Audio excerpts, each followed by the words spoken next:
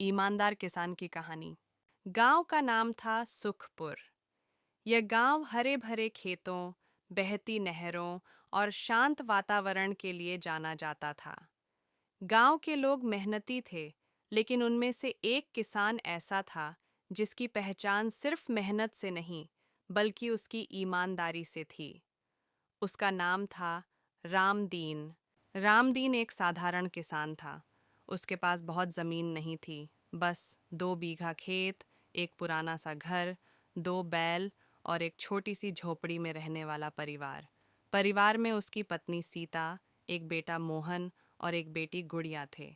गरीबी होने के बावजूद रामदीन के चेहरे पर हमेशा संतोष और सुकून दिखाई देता था। रामदीन के पिता भी किसान थे। उन्होंने बचपन से ही उसे सिखाया था, बेटा, धन कम या ज्यादा हो सकता है, लेकिन ईमानदारी कभी कम मत करना। झूठ और बेईमानी से कमाया गया धन कभी सुख नहीं देता। रामदीन ने अपने पिता की यह बात जीवन भर गांठ बांध ली थी। चाहे कितनी भी परेशानी आए, वह कभी गलत रास्ते पर नहीं चला। एक साल गांव में भयंकर सूखा पड़ा। बारिश नहीं हुई, फसलें सूख गईं। गांव के ज्यादातर किसान कर्ज में डूब गए।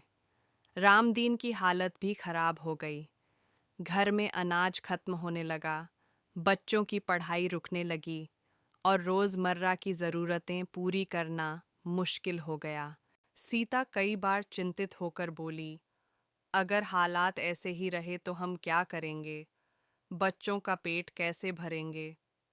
रामदीन शांत स्वर में बोला, भगवान पर भरोसा रखो। मेहनत और ईमानदारी कभी बेकार नहीं जाती। एक दिन रामदीन अपने खेत में हल चला रहा था। अचानक हल किसी कठोर चीज से टकराया।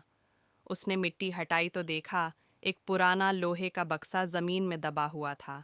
बक्सा खोलने पर उसकी आंखें चमक उठीं। अंदर सोने के सिक्के और गहने भरे हुए थे। एक पल से लिए रामदीन सन्न रह गया। उसके मन में कई विचार आने लगे।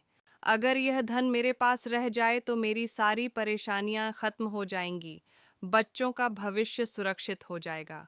लेकिन अगले ही पल उसे अपने पिता की सीख याद आ गई। रामदीन बक्से को घर ले आया, लेकिन उसका मन बेचैन था। उसने सीता को सब कुछ दिखाया। सीता भी कुछ देर चुप रही, फिर बोली, यह धन हमारा नहीं है, किसी न किसी का होगा। अगर हमने रख लिया तो क्या हम चैन से जी पाएंगे? रामदीन ने गहरी सांस ली और बोला, नहीं, हम ऐसा नहीं कर सकते। हमें इसका सही मालिक ढूंढना होगा। अगले दिन रामदीन बक्सा लेकर गांव की पंचायत में पहुंचा। उसने सारी बात सबके सामने रख दी। पंचायत में गांव के बुजुर्ग, सरपंच और कई किसान मौजूद थे। सरपंच ने हैरानी से पूछा, रामदीन, क्या तुम्हें पता है कि यह धन तुम्हारी जिंदगी बदल सकता था?